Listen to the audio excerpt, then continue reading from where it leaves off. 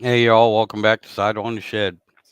Sunday evening, we're out here on the back porch and trying this again. I think I got the mic working. My grandson Max last time he turned it off. Yes, Max, what's up, buddy? No, I'm good. I had enough. I had enough, my friend. But anyway, I just figured I'd come out here and yak for a few minutes. Oh God, I think I'm gonna have to leave here for a second. The dogs went off. And we got food coming. But anyway,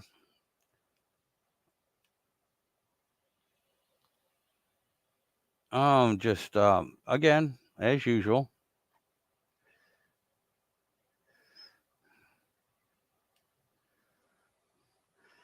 I don't have anything to really say, and I'm also trying to figure out once again how to set up the link. It's funny. There's always something that goes wrong with this damn thing. Always something that goes wrong. Oh yeah. Well, anyway,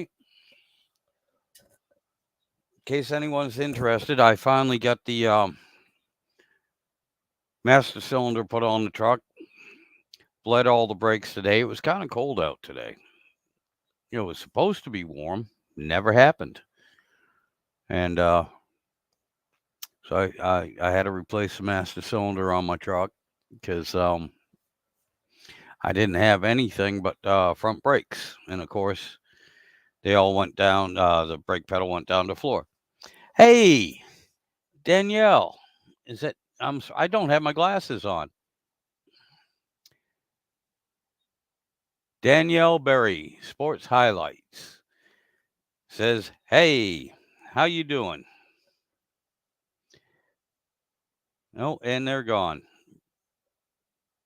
Probably another spam thingy.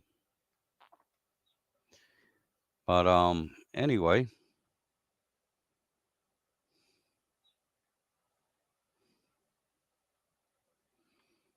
like I said, you're supposed to be able to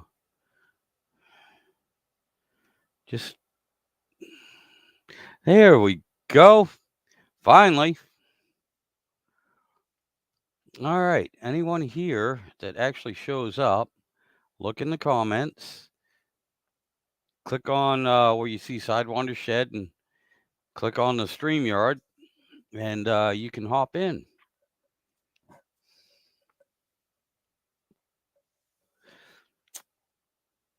And I have no idea who Daniel Berry is, Sports Highlight.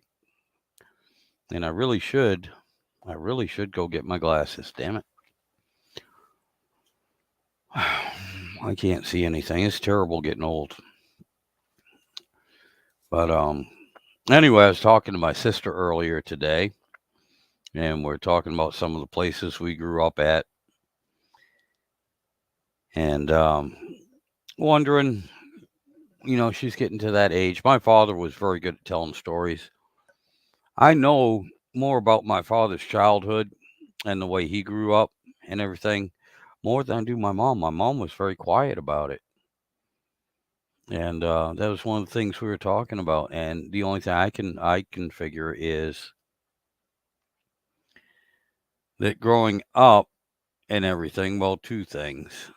She deferred a lot to my dad. He liked to tell the stories and everything.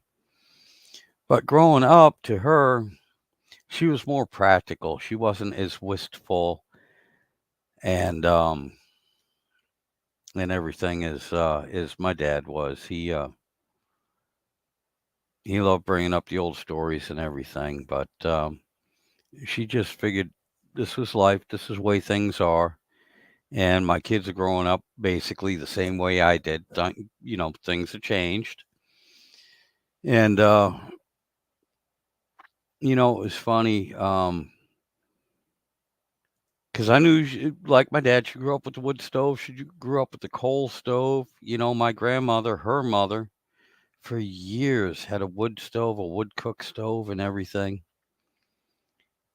And never thought anything about it. She took a lot of that for granted. It's just natural. It's the way you grow up. But I remember, oh my God, it's got to be about 11 years ago. We're living in a place, and it used to be heated by coal stoves. It had a big chimney going through the center of the house, 2-story house. Had 4 chimneys, one on each side downstairs, one on each side upstairs for the bedrooms and everything. And it had an addition on it as well that was put on later. You could tell that. But in the kitchen too, it had an old chimney, a big, huge thing. You could see where it was blocked off, but if it hadn't been blocked off, I could pretty much walk into it. Yeah, and I'm not a big man. I'm not a tall man, but I could walk into this. Just looking at the opening that was bricked over and closed off, I could pretty much walk into it if I ducked down a little bit. So it had to be 5.5 feet tall. But anyway, obviously this old house probably had the wood for heat to begin with, then they transferred over to coal. But in the kitchen, it must have had a big old again, a big old fireplace to cook in, an actual cooking fireplace, and then they got themselves a wood cook stove. Well, a couple of the old my point is, I'm getting there. A couple of the old coal stoves, well, they were both coal and wood stoves, but the coal stoves, they kind of go straight up and everything. They're a little different. You can Google it and check out the difference between a coal and wood stove. But they had several outbuildings in the backyard and everything, and we're talking a few acres. But one of the old dilapidated outbuildings, I fixed up, and that was my work shed. And I found one of the old coal stoves out there, and I cleaned that thing up and hooked up a pipe going just straight to the outside. No big deal, because they had a coal bin still. I don't know. It was soft coal. It wasn't hard coal. It was soft coal, most of it. But they had to have about at least 3 ton of coal sitting in this other coal bin. It was actually a building in the backyard. And I was like, well, okay, hey, cool. And they had Coke in there too. I didn't know what Coke was at the time because I really didn't deal with coal stoves. But I was out there one time with my brother-in-law. It was cold, and we were making. I had a couple of wheelbarrows, and instead of going out and buying new handles for it, we made a new frame for the damn thing out of wood, out of some old 2x4s that I got from work. They're just throwing the stuff away. And I'll tell you what, like I said, that was 12 years ago. I still have that same wheelbarrow with the handles that me and my brother-in-law John made, and they've lasted for 12 years. They're not showing any sign of rotting out or anything. I mean, and they're nice. They're comfortable too. But anyway, we're out there. We're working on these. We're just a little project in the wintertime to keep us busy, keep us out from underfoot from the wife and everything. And we could sit out there and have our beer, a little whiskey. But anyway, this one afternoon, it wasn't even nighttime yet. I think it was a Saturday afternoon. We decided, hey, we're gonna go out there. Hadn't even cracked the first beer yet.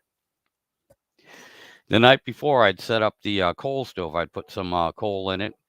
Well, actually, I put some kindling in it. That's how I started. and put some wood kindling in it.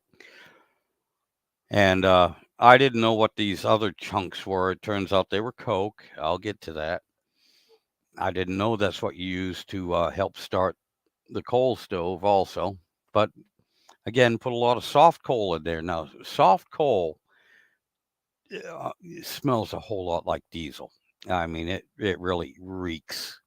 It smells like diesel. And anyway, I'd left that set overnight and wasn't thinking anything about it. And I put a little bit more kindling in there and moved things around a little bit. And I went to light the damn thing while I'd kicked up all that coal dust plus all that soft coal, all the fumes. Like I said, it smells like I went to hit that. Have you ever turned on a gas barbecue and left the lid closed for about a half hour or so, maybe an hour with the gas on and the burners on, and then hit the igniter? Woof. I had a fireball that blew the door open and blew the top off that damn stove, and a fireball about that big come right at me. I had my old cowboy hat on. I put my hat down, put my head down. It blew the hat off my head. My brother-in-law, John, was sitting on the side. He ducked behind a partition, and this fireball went the whole length, went about 20 feet, the whole length of this building. And the concussion on it, the door opened to the side. It blew the door off the hinges, set me on my ass and everything. And my brother-in-law, John, picked me up as I was trying to get up, drug me outside. I come outside, I'm smoking. Literally, it was like a cartoon. My face is black. My beard, mustache is gone. My eyebrows are gone. My hair is still smoldering. Same with my shirt. I had to rip my shirt off because it was, I was wearing a flannel shirt and I ripped my shirt off because it was smoldering and still had red embers and it was actually a little bit on fire and everything. The wife comes running out the house, looks at what the hell happened. And the first thing both of us said, we weren't drinking. We haven't even opened the beers yet. We're sober. And she looks at me and goes, what happened? I said, the stove went boom. And she looks at me, my face is black and my hair, everything. I'm still smoldering, smoking. She, are you okay? I said, yeah, I think so. All my facial hair is gone. And my wife, who loves me to death, starts laughing her ass off. I was like, son of a bitch. Okay. But yeah, I was fine. And anyway, I was telling my mom about this, and she goes, oh my God, didn't you know soft coal? You don't use soft coal for that. That's to start the fire. Coke also. I said, what's Coke? She explained to me what it was. I was like, oh, yeah, I got about half a ton of that shit too. She goes, yeah. She goes, oh, I grew up using coal stoves for heat and everything. Was it's fucking wintertime. I'm trying to use it for heat outside. And so she talked me through the whole process of how to actually do it properly. But you know what? That that was something I never knew about my mom. I never knew that she had used coal stoves. I knew she had used wood stoves and grew up using. I never knew she had used coal stoves, and it brought back a lot of memories for her, which she shared with me at the time, which I thought was kind of awesome. And that that was that was pretty cool.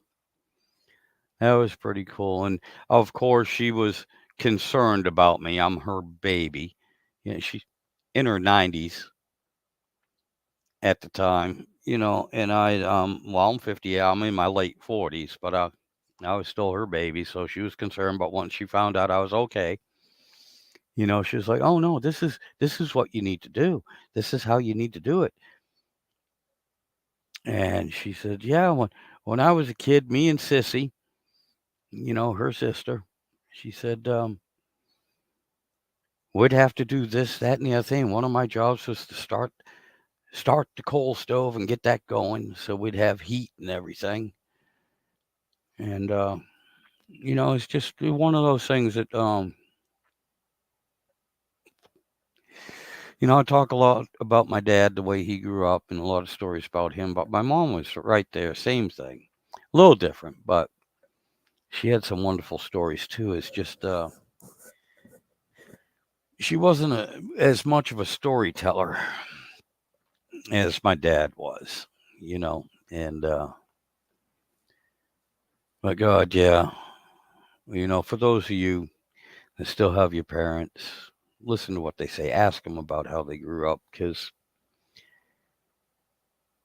it's too late for me to do it now.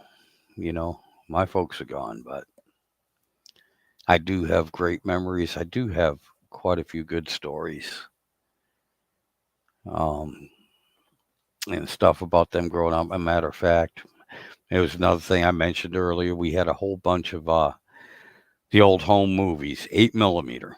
Okay, before Super 8, before VCR, before cell phones and all that technology. And I get a lot of old movies. Unfortunately, with the acetone and everything that they use to develop the film, a lot of them have just turned to dust, to ash. You know, but I do remember watching a lot of them. I remember watching my mom. My mom had horses. My dad had horses, and there was a video of my mom going up her mother's driveway, my grandmother's driveway, and she was hopping from one side of the horse onto the horse, hop off, hop back on the horse as the horse is running away, trotting along. And so my dad wasn't going to be outdone by a woman. And the next cut on that reel, on that film, you see my dad. He's doing the same. He's hauling ass on his horse, and I think it was his horse named Star at the time. And you could see him. He hopped off the saddle, hopped back up, but instead of landing on the horse, he went to the other side of the horse and then came back over. And he did that, I think, 3 or 4 times. I can't remember. It's been years, decades since I saw that. But I remember he jumped over the horse at least twice. I think 3 times before he finally landed back in the saddle. And he had a big old shit-eating grin on his face, too. But, yeah, it's a wild bunch, I guess. But, I mean, horses to them, too, they grew up with them. That was just something they took for granted, you know. But anyway, it was interesting. Pardon me for a second. I will be right back.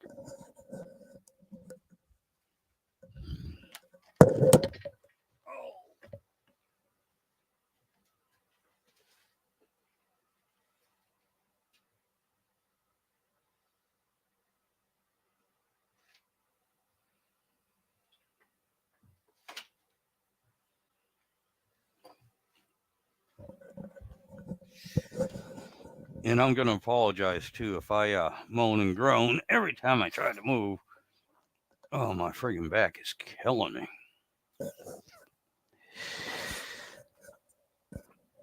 Part of the problem getting older and everything, and oof. Not to mention I broke it in 3 places, and it's catching up to me now. So, uh, as much as it sucks getting older, I'll tell you what, it beats the alternative. I've got memories now of friends and comrades that never made it past their 20s. I'm in my, getting up there now. Yeah, I'm in my late 50s now. and I bitch, moan, complain. I have aches and pains, and it's getting hard to move, and I can't do what I used to do 10 years ago, but I have to stop myself every now and then and say, hey, you know what? You're doing pretty good. You're doing what you need to do. Not always what you want to do, but you're doing what you need to do. And just be thankful you're still here. Sometimes I do get bogged down with stupid little things that irritate me. And it's like, woe is me. This is bothering me. That's bothering me. And then I have to stop and think about it and go, hey, I'm very fortunate. I have everything I need to live, not just survive. I have everything I need to live. And I'm keeping my head above water. Water levels about here, but I'm still above water. I'm still able to take care of my family and those that depend on me.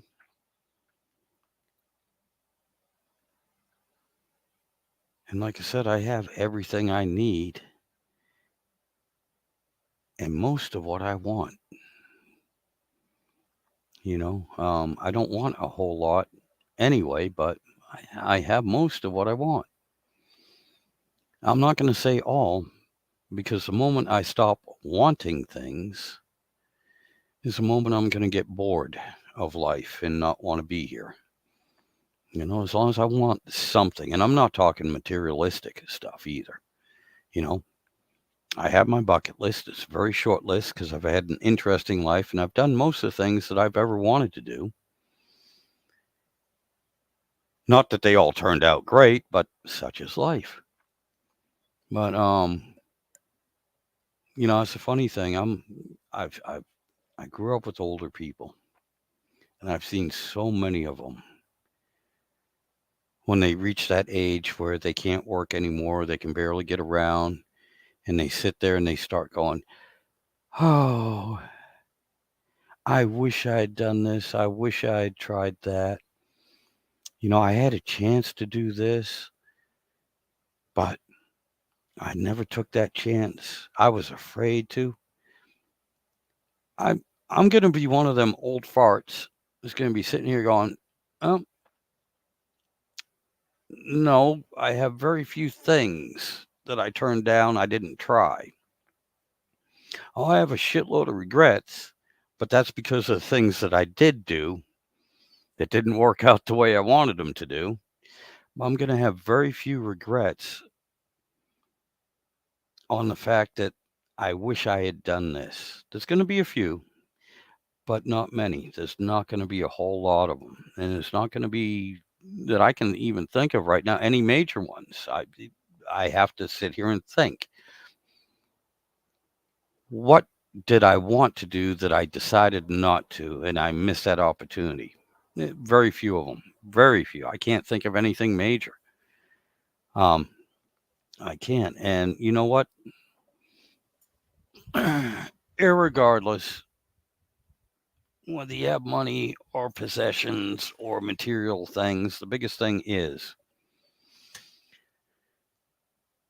are you happy with your life? Did you live life, or did you just let it pass you by? Did you take that chance? Did you do something that you wanted to do?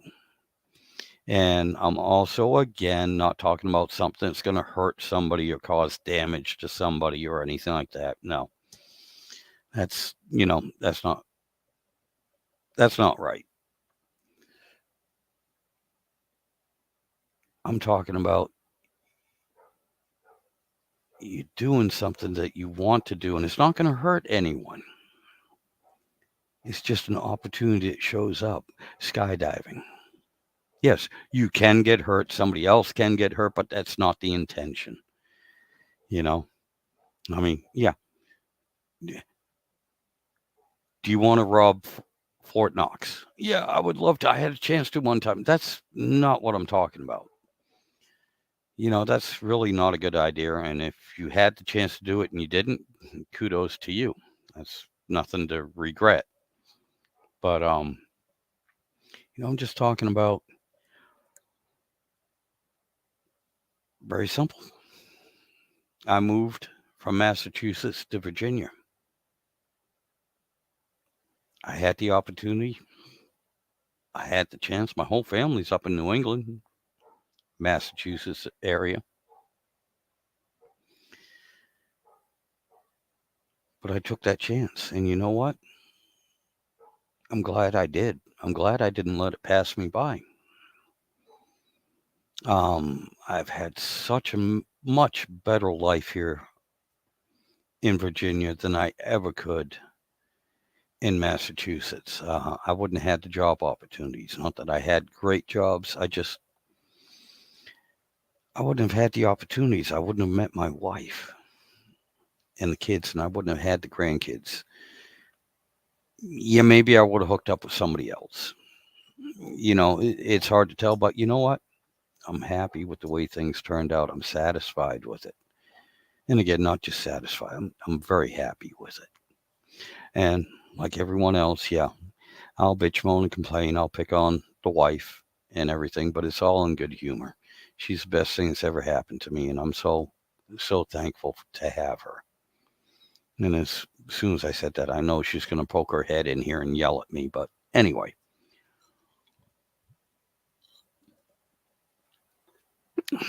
and one of the other things, this silly little YouTube channel I have, and with the live stream and everything, it's just like I've said before, it's just a little hobby.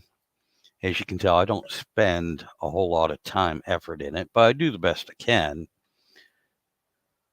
for what I have and for some of my knowledge.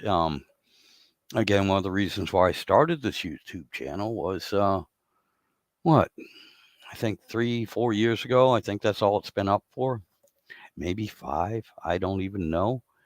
Um, I just noticed through personal interaction with a lot of people, they'd come over the house, they'd see what I did, and it'd be like, "Well, how did you do this? How can you do this? And it's just stuff I took for granted. Now, I'm not talking just the automotive, the cast iron, a lot of the woodwork I do, and I know it's one of those things that I haven't really put out a whole lot of how to with the woodworking and everything. It's just, I'm not a craftsman.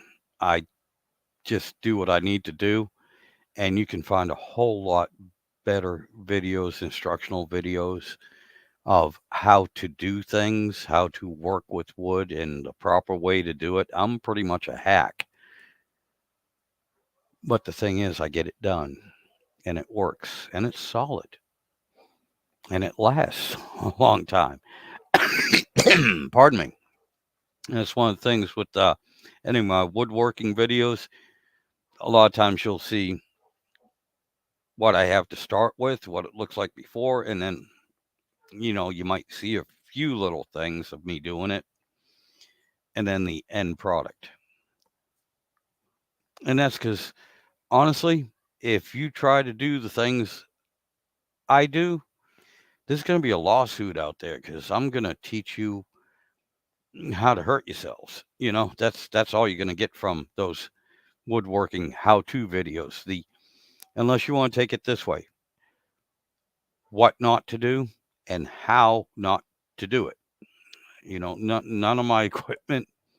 I took all the damn safety guards and everything off a lot of my tools because they were just in the way and they pissed me off. Um, Respirators, safety glasses, gloves, protective equipment. That's for the professionals. That's not for an idiot like me. Not that I think I'm any better than anyone else or anything like that. I'm not.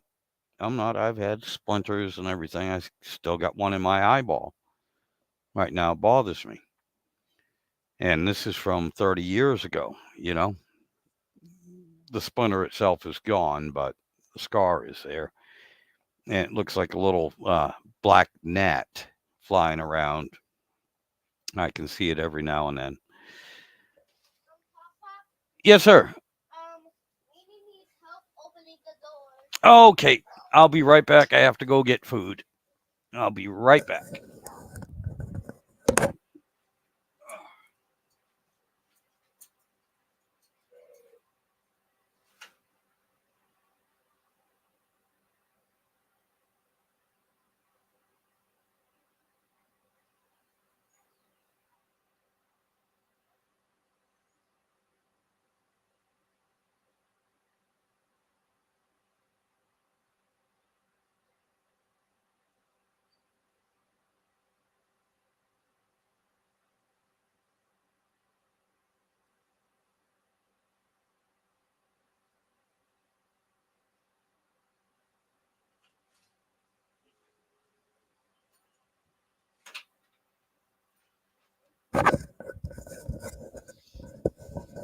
Okay, I'm back. And with that being said, though, the food has showed up. Food is ready. Um, and since I have 0 people watching me right now, I'm gonna go ahead and end this. And you know what? I forgot. I think Bear Rose Garage might be coming on now. If not, it will be shortly. But anyway, I'm gonna end this. I'm gonna go stuff my face and probably come back and watch Bear Rose Garage. So if you haven't seen him, check him out. He's live usually every Sunday night. Uh, and real good guy. Check out his channel and tell him Sidewinder Shed sent you. Y'all take care. Have a good evening.